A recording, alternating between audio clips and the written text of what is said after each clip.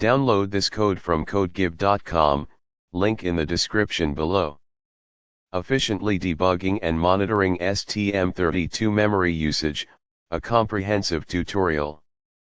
Debugging memory usage in embedded systems, particularly on STM32 microcontrollers, is crucial for stability, performance, and preventing unexpected crashes.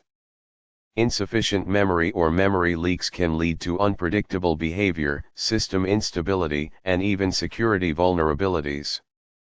This tutorial provides a comprehensive guide to efficiently debug and monitor STM32 memory usage, covering various techniques, tools, and code examples. Understanding memory organization in STM32. Before diving into debugging techniques, it's essential to understand the memory layout of a typical STM32 microcontroller. The memory map usually includes